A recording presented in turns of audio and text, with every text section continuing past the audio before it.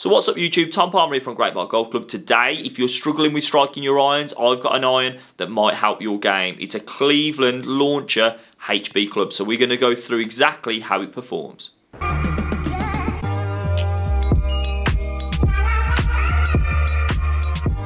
Right guys, would you play with the Cleveland Launcher iron? Looks a little bit like a hybrid.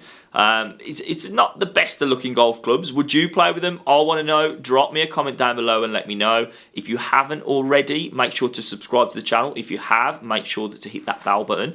But if you haven't, subscribe to the channel and hit me with a comment because you're in with a chance of winning a brand new Spider S putter. You can decide if you want a blue one or a silver one. All you have to do, make sure you've subscribed. As soon as I get to 1,000, I'm going to pick one lucky winner to win a brand new Spider S putter.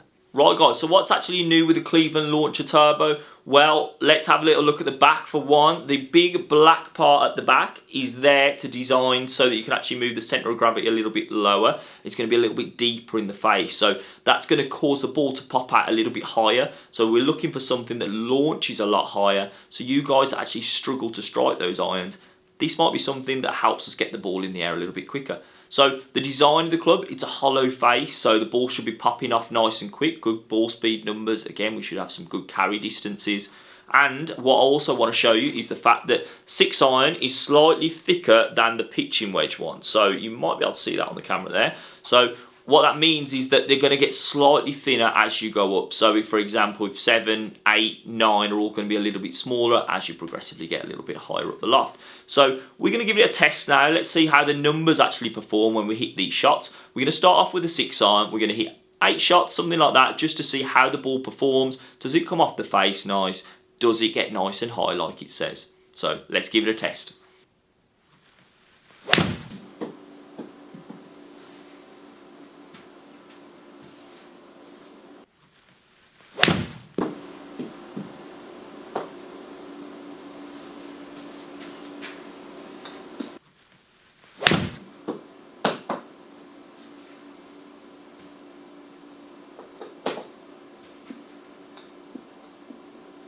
Right guys, so 6 iron performed really well actually. To be fair, the ball popped off nice and high, went nice and quickly into the air. That's all we're looking for with this sort of club. It felt pretty good off the face in all honesty.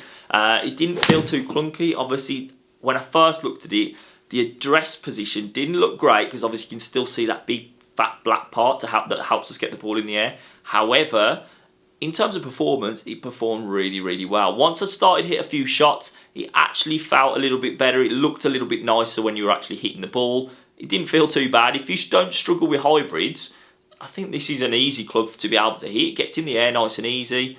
It performed really well. So what I wanted to do now is actually test it out with the pitching wedge. Let's see if we get some serious height, because my 6 iron still went very high, but we're going to see how high this pitching wedge goes now.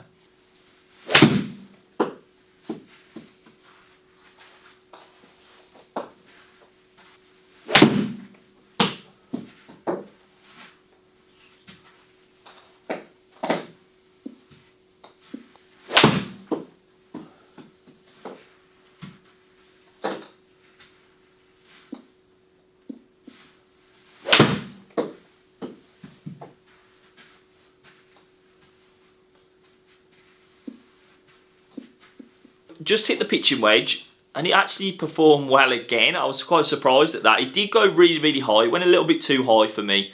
If I was hitting that shot out on the course, I'd be scared the ball would actually fly back towards me when that high. It did pop up really good.